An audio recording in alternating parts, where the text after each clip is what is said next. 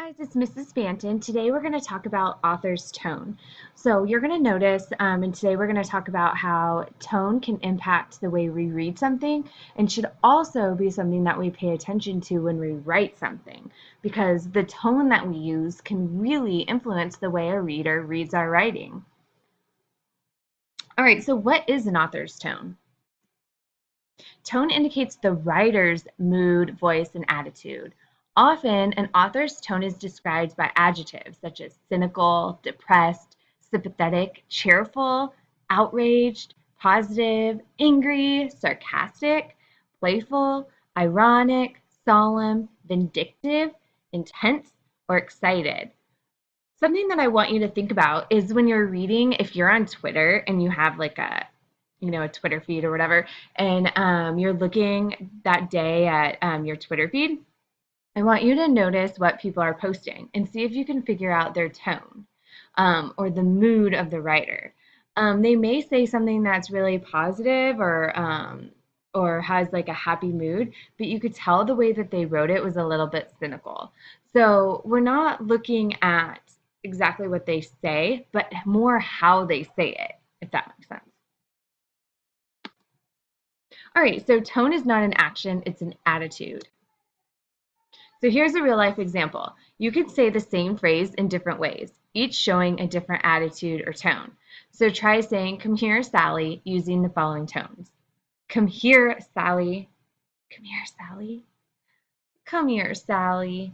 Come here, Sally. Come here, Sally. Come here, Sally. So I said the same thing in a ton of different ways. The tone that I used in my voice indicated my mood. Well, tone is not explained or expressed directly. A reader must kind of read between the lines to feel the author's attitude or identify the author's tone. So tone is very different than mood. Tone is the author's own attitude towards the subject. Mood is the emotion the author wants the readers to feel. So as someone that's like really, really into animals, I may write a piece and be very, very angry. I might write about maybe a famous athlete that abused animals. And as I'm writing this, I'm angry and I use really aggressive words to describe the athlete that hurt the animals. However, I want the reader to feel really, really sad for the animals as they read it. So the mood that I'm portraying to the readers is sad, but the way that I write it shows my anger towards the athlete. Hopefully that makes some sense. An author's tone influences the story's mood and atmosphere. Author's tone leads to story's atmosphere and mood.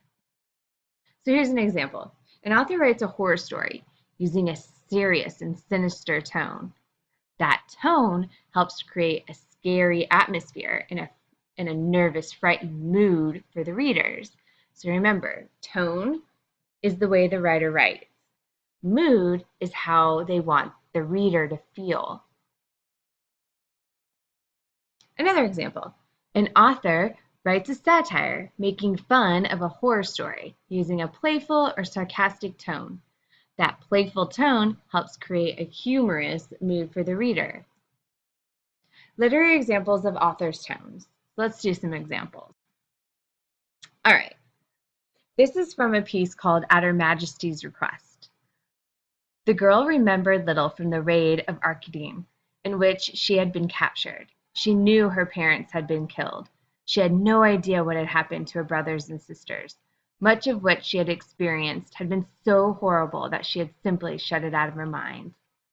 The tone of the writer as she writes is very serious and solemn.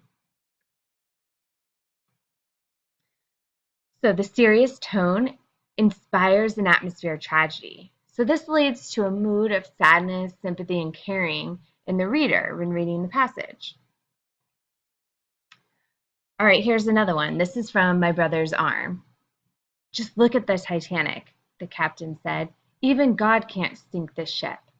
Then, at the first voyage across the Atlantic Ocean, boom, it hit an iceberg and sank. And as soon as a daredevil utters the words "piece of cake," before attempting a stunt, he is doomed. Piece of cake becomes his famous last words. This author's sarcastic tone inspires a humorous atmosphere in spite of tragedy. So this leads to a taunting mood of playful ridicule in the reader. So the author is kind of sarcastic, talking about piece of cake and blah, blah, blah, trying to lift the mood of the reader and kind of make them laugh a little bit. All right, here's another one from Toad Heaven. When he realized he was still in one piece, he knew that at the very least he must be completely flat, with his face peering out of his own bottom and his brains leaking out of his ears. So the author's humorous tone inspires a comic atmosphere. This leads to a playful mood in the reader. It also helps the reader identify with and care about the characters. Objective and impersonal. All right, this is from Blizzard. By nightfall on Monday, the center of the stone had barely moved. And icy winds of hurricane force swept across an area from Virginia up to Nova Scotia, Canada. The wind was so powerful that in Liberty, New York, the local train station had its roof entirely ripped off. So in this paragraph, the author's just very factual, doesn't give much emotion. So the author's impersonal tone inspires a serious atmosphere, typical of nonfiction, such as like when you read the news. The mood for this piece might be considered interested, studious, or academic. All right, this one's enthusiastic. It's from Because of Winn-Dixie. The next minute, Winn-Dixie looked like a fury bullet, shooting across the building, chasing that mouse. He was barking and his feet were skidding all over the polished picket quick floor. And people were clapping and hollering and pointing. They really went wild when Winn-Dixie actually caught the mouse. So the author's enthusiastic tone inspires an active, lively atmosphere. The author hopes to influence the readers to be in an excited mood, anticipating more action. All right, this one's from Hoot. Dana grinned malevolently. His teeth were nubby and yellow like an old barn dog's. Kneeling on Roy's chest, he hauled back to hit him again. So this time, the author's angry tone inspires a violent atmosphere. The author may be hoping to inspire a tense and uneasy or uncomfortable mood in the reader, emphasizing the conflicts in the story. All right, this one gives a bit of a disapproving tone, and it's from Halfway to the Sky. We'd gone a quarter mile down the trail when we ran into a man walking the wrong way. He had a pack on his back, a full, towering, overstuffed pack, and he was sweating hard. His breath sounded like a bellows. He stepped aside. I stepped aside to let him pass. I stared. I knew that he was one of the ones who hadn't made it, who'd quit right there at the start. The author's disapproving tone sets up a competitive atmosphere, leading to a judgmental mood in the reader. It also helps the reader appreciate the accomplishments of the characters. All right, this one's from Fahrenheit 451, which is a commonly read book in high school. This gives you kind of a personal feeling. I feel alive for the first time in years, said Faber. I feel I'm doing what I should have done a long time ago. For a little while, I'm not afraid. Maybe it's because I'm doing the right thing at last. The author's personal tone leads to an atmosphere of emotional expression and revelation. The author hopes to set a mood of confidentiality and sharing in the readers, helping them to understand and care about the characters. And after reading that, I wanted to know more about the character. I felt like I was connected. And this one's Grieving. It's from a poem, or it's actually from Shark Girl. It sounds cliched, but at times like this, I miss my dad. I mean, I don't remember him. He died of cancer when I was 3. Pictures are all that's left. My favorite one is us sitting on a bench eating ice cream. Our knees are knobby by the same way. We're both grinning like hyenas. He's pointing at the camera. I haven't had a dad in 12 years. Most of the time, that's okay. But today, right now, I'd like a hug from him.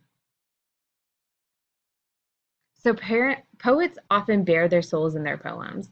This poet's grieving tone reveals her deepest feelings about her father, creating an atmosphere of sadness and longing. This inspires a mood of sympathy and caring in the readers.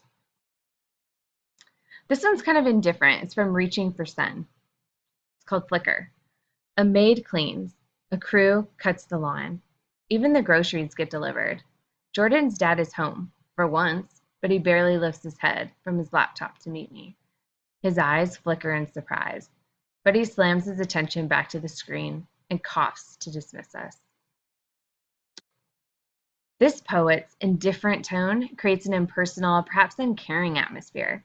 This leads an emotionally empty mood in the reader. It allows the reader to understand why the speaker in the poem may be depressed.